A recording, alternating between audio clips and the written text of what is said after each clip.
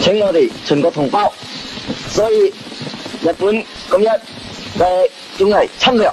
如果不行，我哋19路軍終於是係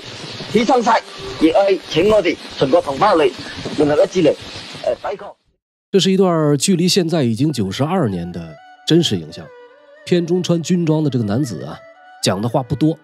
甚至你会发现啊，他好像略微有点紧张。但是如果了解那一段历史，又会发现他比很多长篇大论的政治人物要更加的提气，更加振奋人心。这位将军啊，是我个人十分敬仰的一个人物，他的名字叫做蔡廷锴。那个时期啊，他是国民革命军第19军的军长，广东罗定人，早年参加同盟会，中国在抗日时期的一位名将。他的故事啊，不是我们今天的重点，如果以后有机会，或许可以专门的去聊一聊。说1945年9月2日上午10点，停泊在东京湾的美国战列舰密苏里号上举行了日本正式签署投降书的仪式。至此，这个曾经疯狂到不可一世的国家终于向全世界低头认错。第二次世界大战在这一天也正式宣告结束。但是时至今日，对于日本投降原因的探讨，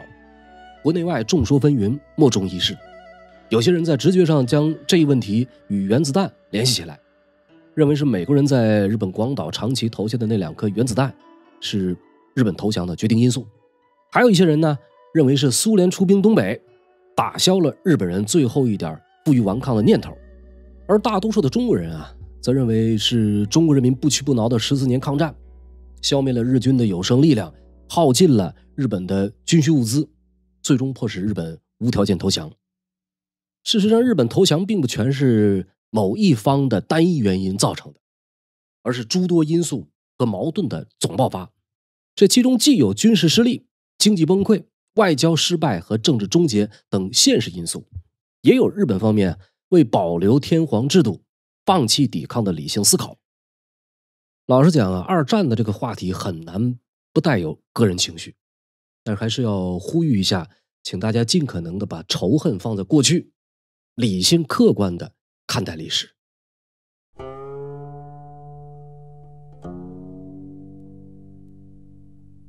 1944年的6月啊，美日双方在马里亚纳群岛的塞班岛附近展开了一次海上大战，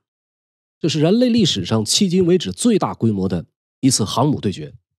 双方共计投入航空母舰24艘，部署舰载机大约1350架。海战的结果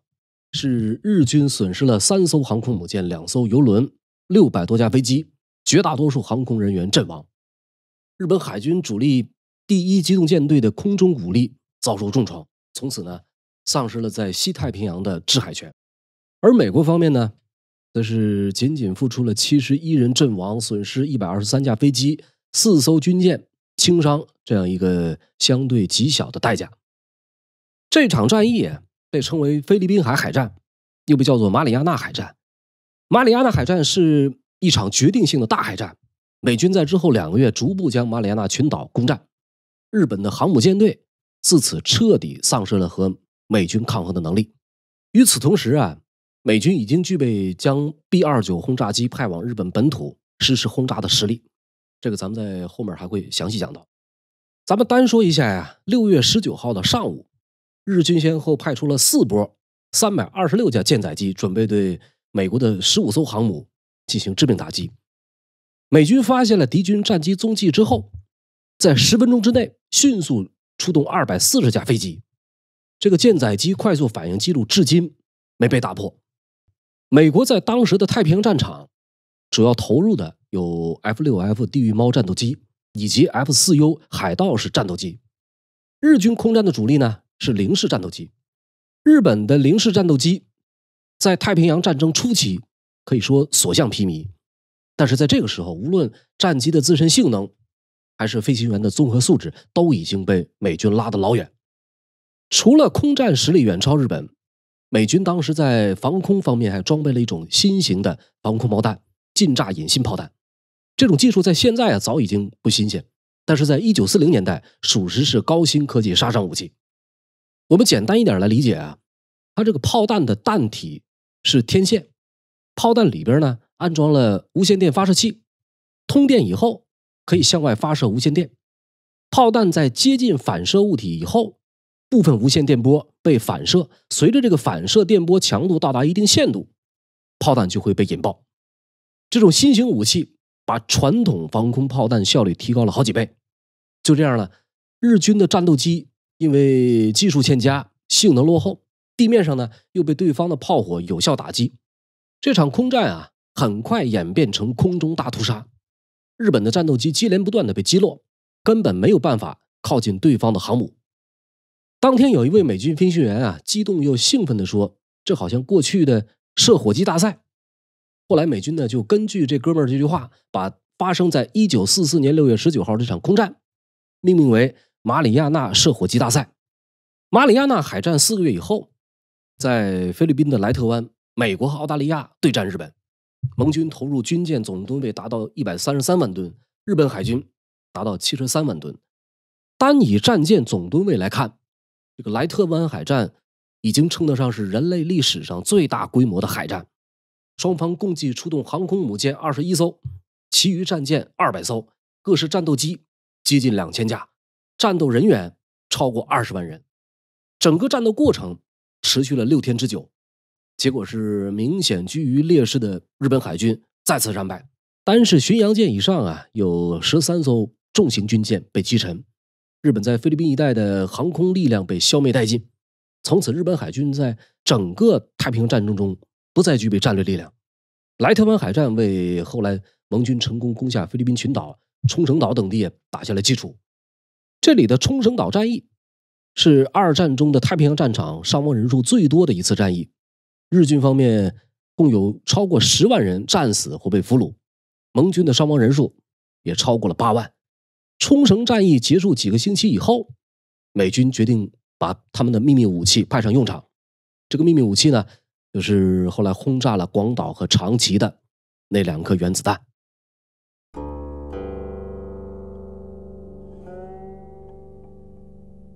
在马里亚纳海战之前啊，美军的大型远程轰炸机 B-29 只能凭借中国西南的机场，从中国本土飞过战云密布的大陆沿海，对日本九州地区进行空袭。同样在马里亚纳海战发生的1944年，在中国战场上抗日战争的末期，日本陆军从1944年4月到12月，在中国河南、湖南、广西展开了一系列贯穿3地的大规模攻势，这就是豫湘桂会战，日本人称之为1号作战或者大陆打通作战。主要目的啊，是为了攻占摧毁中国南方，尤其是桂林柳州的空军基地，以此防止中美航空联队攻击日军海上补给线和轰炸日本本土。次要目的是为了占据湘桂、粤汉以及平汉铁路南段沿线要地，这是日本陆军史上规模最大、跨越地域最广的一次战役。因此在战前他们做了很充分的准备，投入了大约51万的兵力和数百架飞机，从华北到华中再到华南，在共计长达2400公里的战线上发起侵略攻势。日军在后勤方面的作战准备，以当年人力物力来看，更是极为详细的。飞机的油料储备了至少可以用半年的存量，弹药足够用上2年，补给线上用来运输的分别有数以万计的马匹、汽车、船只，同时调动大量的人力物力恢复道路交通，大到野战医院，小到士兵的军需修理，全部有相应的应对措施。反观中方的应战举措和当时的局势啊，在很多方面都处于不利的态势。战前情报判断多有失误，有效的领土和人口大大缩减，军费的消耗持高不下，通货膨胀，物价飙升。整个豫湘桂战役依照时间顺序分为豫中会战、长衡会战和桂柳会战。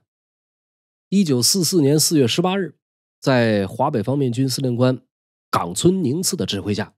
日军强渡黄河，以主力进攻河南中牟，揭开了豫湘桂会战的序幕。中国在当时的华北战场，由司令长官蒋鼎文指挥，以第一战区为主力，负责抵御日军。参战总兵力大约60个师，再加上战斗支援部队，共计有50余万人。日军在华北投入的兵力连主力带支援部队大约20万。中国虽然人多，但是实际的战斗力啊，因为军纪涣散、部队斗志低落、情报落后、决策失误等等原因，最终一败涂地。到5月上旬，许昌、临颍、夹县、禹县、临汝、郾城等地相继被日军攻陷，平汉铁路南段随之也被打通。5月25日，洛阳失陷，其他中原要冲也被日军控制。国军主力退守豫西、皖西地区，豫中会战到此结束。根据有关文献的记载啊，大多数一线部队和指挥官在当时都能够秉持勇敢果决态度，在战场上奋勇杀敌，甚至牺牲奉献。但也有少数干部临阵脱逃。由此可知，在当时的国军前方部队并非是铁板一块，相互掣肘也未可知。豫中战后，中国战区最高统帅蒋中正在日记中写道，说抗战军事之所以能维持至今而不颓者，全以战略之优胜而弥补战术之低能也。此次失误，则战术自必溃败矣。洛阳失陷2天以后啊，日军第11军司令官横山勇指挥所辖的10个师团、4个混成旅、1个飞行团和海军一部，共计大约28万兵力，以占领湘桂铁路为目标，向长沙、衡阳地区进攻。中国方面因为主力抽调了一部分转用在了印缅战场，以至于第一线战斗力遭到削弱。面对日军再次大举来犯，第9战区司令官薛岳指挥部队在空军和友邻战区的支援下，共计集结45万兵力，节节抗击，积极抵抗。但是日军在强大的地面机动力、战斗力及其优良武器装备支持下，最终还是突破防线，造成国军溃败。6月18日，长沙城失守。8月7日，守卫衡阳的第10军在坚守47天之后，伤亡惨重，弹尽援绝。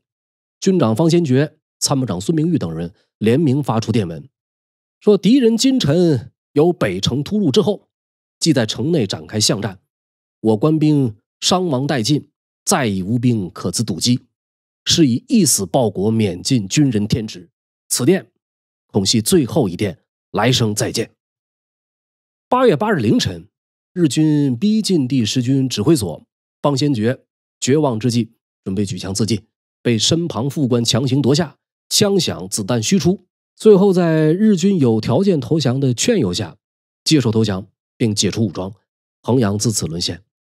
与此同时啊，中国方面除了在军事上遭受打击，政治上也要面临美国的压力。罗斯福在期间明确提出，鉴于这样的严重局势，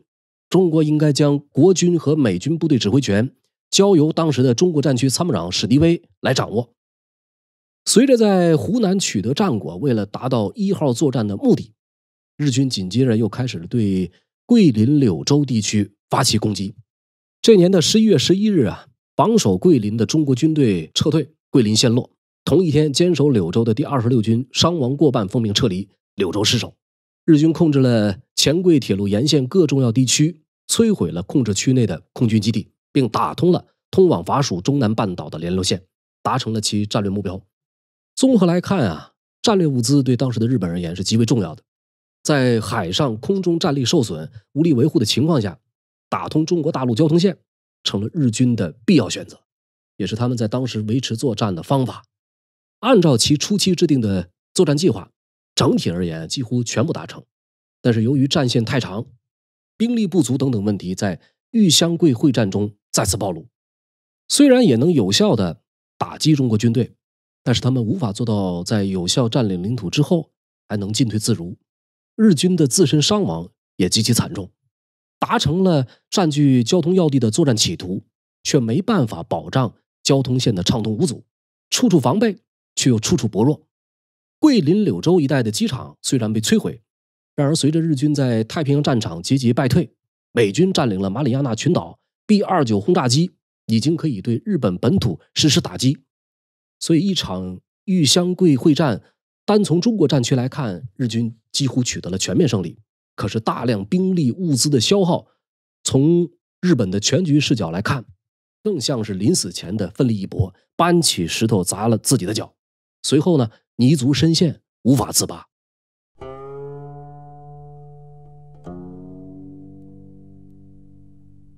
1943年10月啊，中国驻印军和英美盟军从印缅边境小镇莱多出发，以夺取缅北要地密支那连通滇缅公路为目标，在缅北发起反攻。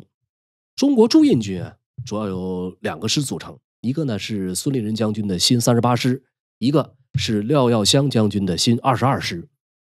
这是2支在第一次中缅印作战以后没有回国而选择撤往印度的部队。经过1年多的整训和准备，番号改为了新一军。他们装备的是美械装备，接受的是美式训练，总兵力已经接近 3.5 万，无论是武器编制还是战术技术，这个时候都已经完全改变了面貌。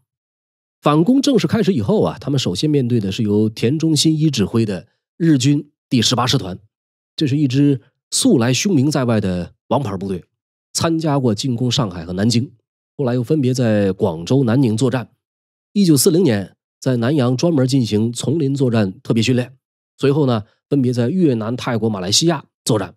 更是在新加坡创造了以3万人迫使 8.5 万英军缴械投降的奇迹。而后呢这支部队就进入了缅甸。可以说他们有着极为丰富的热带雨林作战经验，号称是丛林作战之王。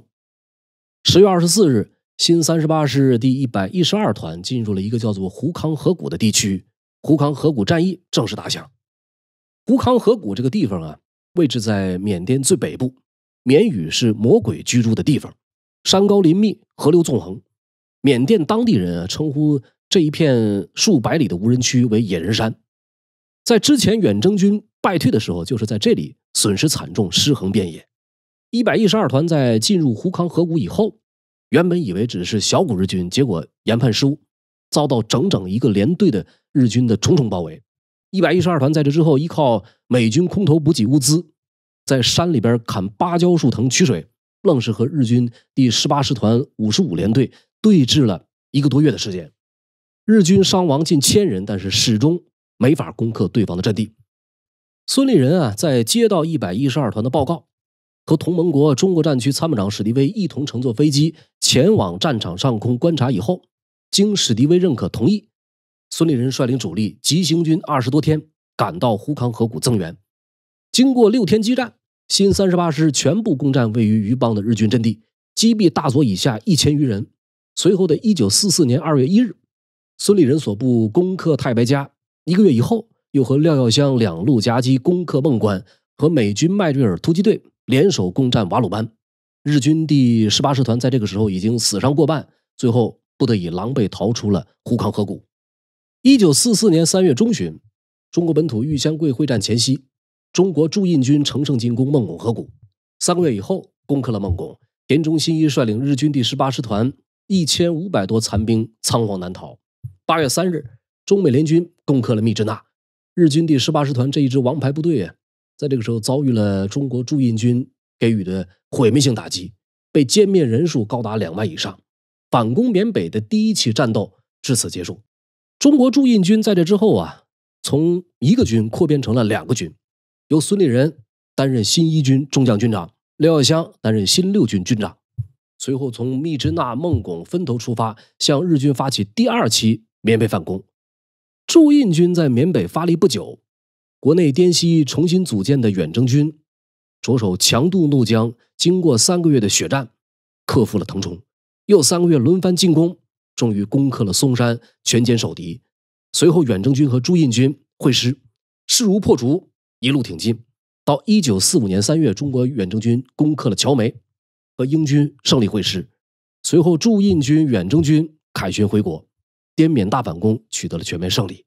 其中尤其是孙立人所在的驻印军，自身伤亡 1.8 万，歼敌 4.8 万，收复缅甸土地13万平方公里。日本在缅甸至少5个师团被打到名存实亡，尤其是18师团，前后整体补充15次。滇缅大反攻的胜利来之不易，它改变了中国在3个战场腹背受敌的局面，从此可以腾出兵力挥师东进。而滇缅公路的打通，源源不断的各种援助物资输入中国战场，大大加强了抗日战争晚期中国全面反攻的实力。军队实力同样大为改观，战场主动权开始朝着中国这边倾斜，全面胜利已经越来越近。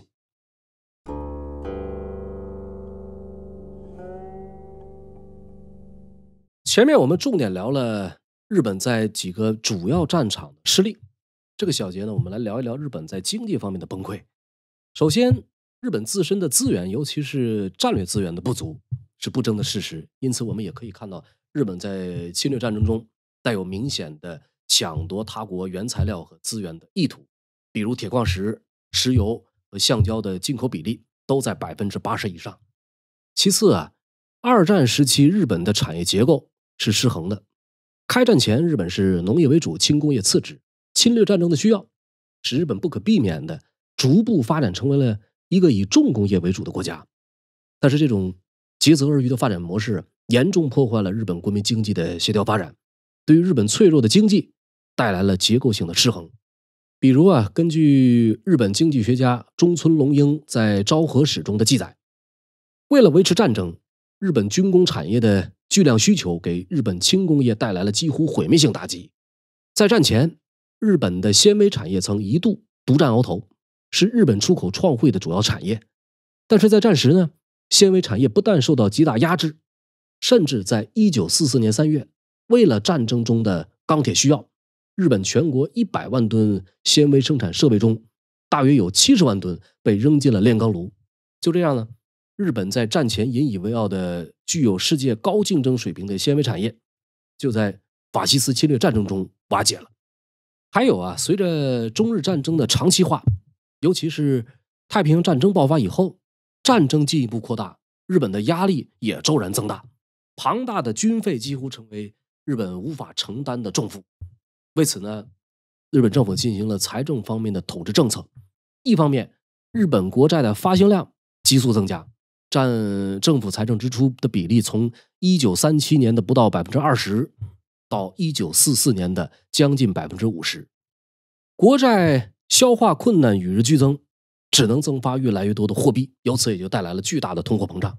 另一方面呢，随着战况的恶化，日本实行了军需企业制定金融机构制度，凭借国家信用的无限制扩张作为后盾的融资方式，终于满足了军需产业对资金的需求，但也相应造成了极其严重的后果，比如银行业的混乱和不负责。最终呢，通货膨胀不可遏制的增长，带来了战时统治经济的崩溃。同样的先天不足啊，还体现在了人力资源上。日本兵力和军需产业劳动力的国民动员，在太平洋战争时期达到了极限。1943年9月起，他们开始动员妇女参加劳动，并要求不满25岁的女子参加女子挺身队。1944年8月，又制定了女子挺身劳动令来加强动员。1943年6月以后，他们正式动员中小学生参加劳动。12月又强迫大学学生以及高等专门文科学生全体入伍。再晚一些时候呢，又强行征召少数民族殖民地的朝鲜人和台湾人入伍。除此以外啊，在日本的军需工厂中还存在着妇孺老人居多，严重缺乏熟练工，劳动质量低等等问题。日本的战争经济就是依靠强制性的劳动来维持着。为此，日本几乎投入了15岁以上的全部人口。如上所述，除了在战场上失利，资源和人口等多方面的自身不足，同样导致了日本最终无法支撑称霸的野心。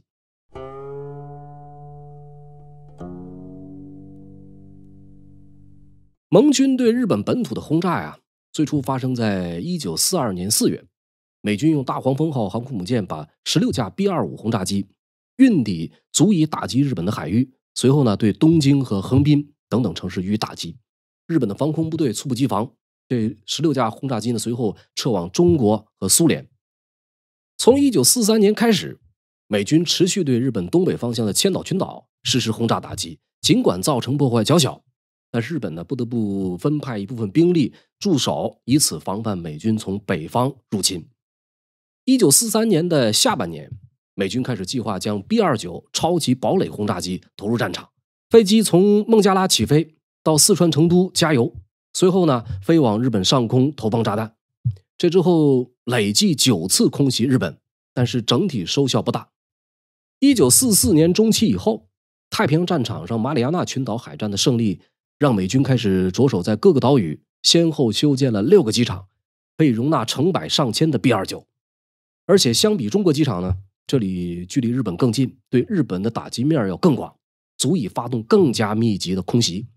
从1944年11月开始，马里亚纳空军基地开始对日本的东京、名古屋等地的飞机制造厂、港口、工业设施以及城区进行超高空轰炸。虽然在整个12月参加轰炸的轰炸机数量不断增加，但是并没有取得预想中的成果。直到1945年1月，由战功卓著的李梅接手了美军第21轰炸机司令部。李梅认为可以用投掷燃烧弹的方式来摧毁日本的工业目标，并且在2月4号对日本神户进行了实验性的空袭，取得的效果明显要好于之前。随后呢，又以172架 B-29携带燃烧弹空袭东京，行动再次取得成功。从精准轰炸改为用燃烧弹这种战术的转变，明显更利于整体战局。那么美军高层同样认可或默许这是尽快结束战争的必要措施。于是在3月10号0点，李梅所部325架 B-29轰炸机对东京进行大规模低空轰炸，花了2小时45分钟才起飞完毕，其中有279架最终成功抵达了东京并完成了作战任务，共计投下1510吨燃烧弹。空袭引发东京大面积火灾，日本的民房根本无力应付，大火摧毁了41平方公里的建筑物，造成了8到10万人丧生，超过100万的东京居民无家可归。空袭东京大获成功以后，李梅轰炸集团又接连轰炸了名古屋、大阪、神户等等城市，每次都在夜间进行，有200到300架 B-29 投下1500到2300吨燃烧弹。到当年的5、6月份，李梅所部摧毁了日本6大城市大部分城区，造成了至少12万人丧生，数百万人无家可归。而这只是打击日本城市的第一阶段。从6月开始，第21轰炸机司令部开始用燃烧弹空袭日本中小城市，大部分空袭仍在夜间进行，平均每周2次，每次袭击4个城市。到8月15日日本无条件投降为止，美国对日本至少66座城市进行了战略轰炸，将日本城市工业区的大约 42% 摧毁，保守估计有至少50万人因此丧生。与此同时，在太平洋战争爆发的初期，日本迅速占领了东南亚和太平洋上的诸多岛屿，但是这些地方大多数基建落后，有各种战略资源，却没有相应的生产设施，因此日本不得不将大多数的原料运回日本，在转化为成品以后再重新分配利用。这就导致日本在太平洋战场上必须维持相当长的海上运输线，因此美军十分注重对日本海上交通线的打击，尤其是日本的游船以及装载着石油、锡和橡胶等等重要战略物资的船只，逐渐成为了美军的重点打击对象。就这样，到1945年的时候，日本的商船队已经在战争中损失殆尽，战略物资的生命线也因此被切断。再加上美军对日本本土持续不断的空袭，使得日本的工业生产能力大幅下滑，对外战争已经无法持续下去。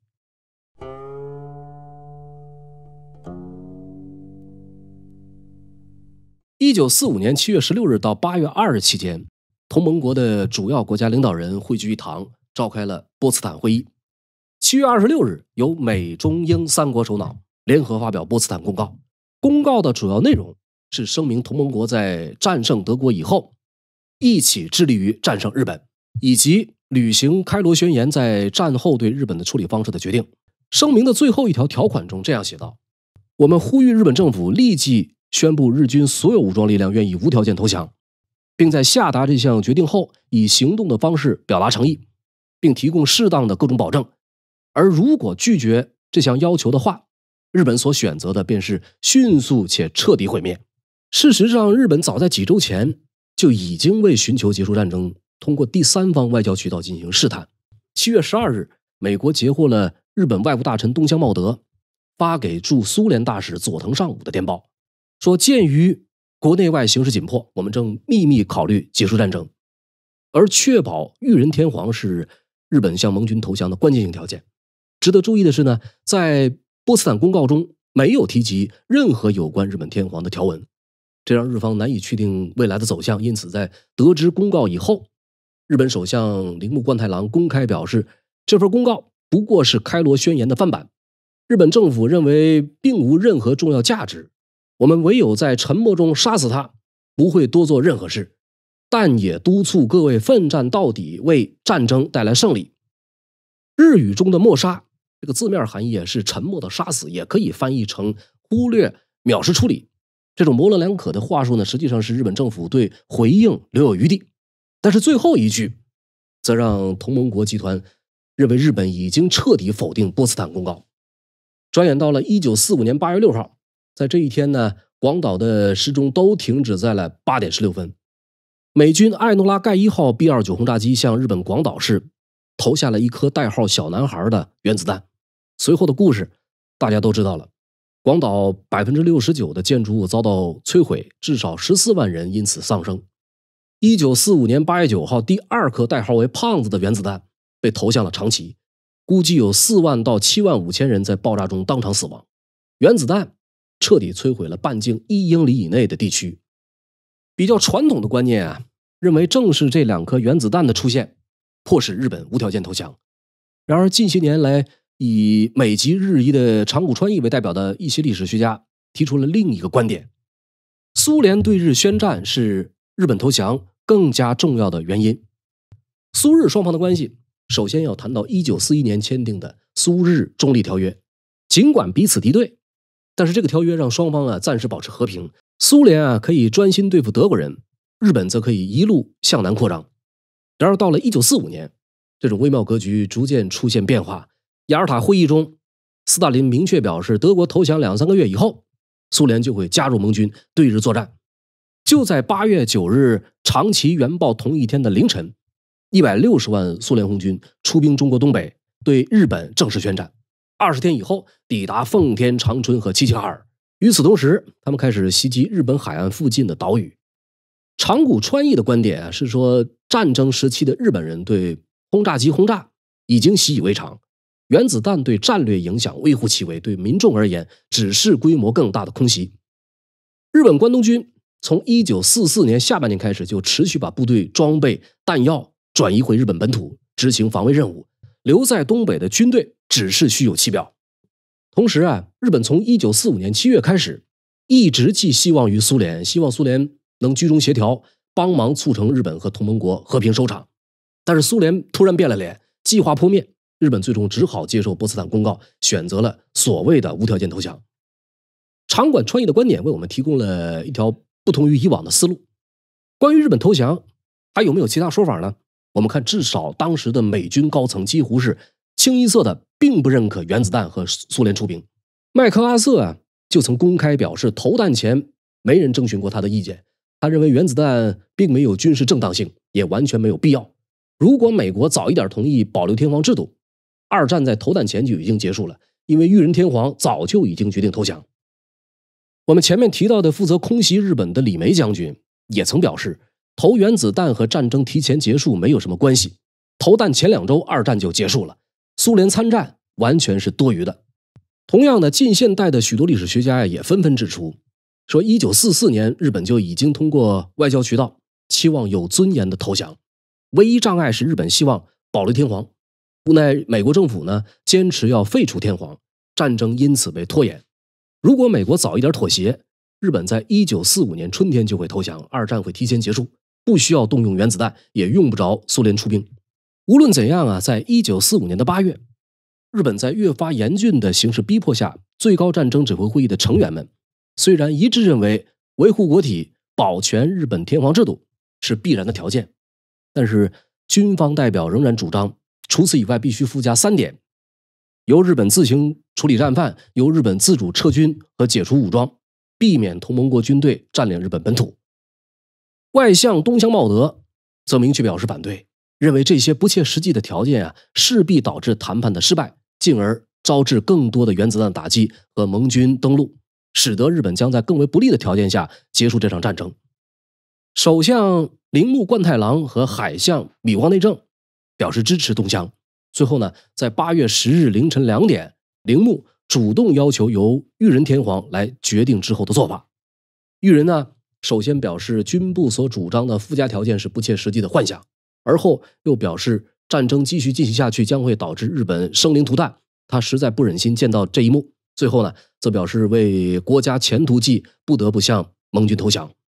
随后，日本内阁连夜起草相关文件，将日本决定投降的电报通过中立国转达给美中英苏4国，附带要求同盟国不包括任何有损天皇的要求这么一个条件。